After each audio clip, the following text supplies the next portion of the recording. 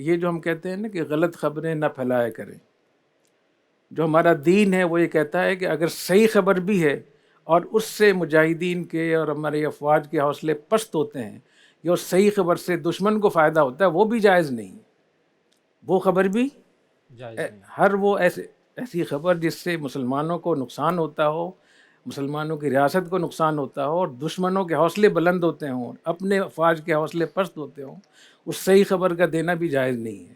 اور جیسے میں نے پہلے بھی کئی دفعہ کہا کہ 20 سال امریکہ کے افغانستان میں فوجی یہاں مرتے رہے، قتل ہوتے رہے، تو کوئی ایک مجھے دکھا دے نا کہ انہوں نے کسی تابوت کی تصویر دی، وہ تو صحیح خبر تھی نا.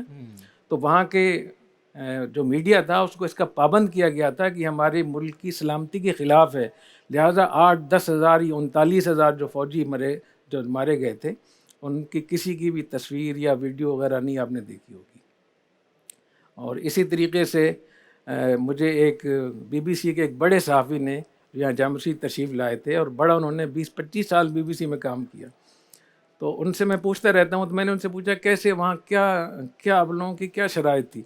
کہتے وہ ایک خط کھینچتے تھے کہ یہ خط ہے آزادی کا، اس سے آگے ہماری برطانیہ کی ریاست شروع ہوتی ہے، اس کو نہیں چھیڑنا.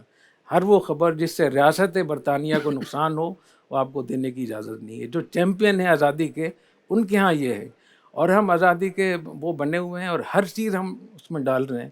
تو یہ جو ہم کہتے ہیں کہ غلط خبریں نہ اس میں پھیلائیں، جھوٹی خبریں نہ پھیلائیں، سنے میں کہتا ہوں صحیح خبر ہے 100% صحیح ہے، لیکن اس کو پھیلانے سے نقصان ہوگا، اس کا پھیلانا بھی جائز نہیں ہوگا. اور یہ قرآن مجید ہے، اذا جاءہم امر من الامن او الخوف اذاعوا بھی، امن کی بات ہو یا خوف، اس کو پھیلاتے ہیں. وَلَوْ رَدُّوهُ إِلَى الرَّسُولِ وَإِلَىٰ أُولِي الْأَمْرِ، اگر رسول کو اس خبر کو پہنچاتے یا ان لوگوں کو جو با اختیار ہیں تو اس سے وہ صحیح تجزیہ کر سکتے تھے. تو ہم دشمنوں کے لیے جاسوس نہ بنیں. اس وقت میں ہم وہ کام کر رہے ہیں جو دشمنوں کی جاسوسی، اور ان کی تعداد کو ہم بڑھاتے ہیں، ان کے فالورز ہم لوگ بن جاتے ہیں. من کثر سواد قوم فہو منہم، ایک بات یعنی جو کسی قوم کی تعداد کو بڑھائے گا وہ انہی میں شمار ہوگا.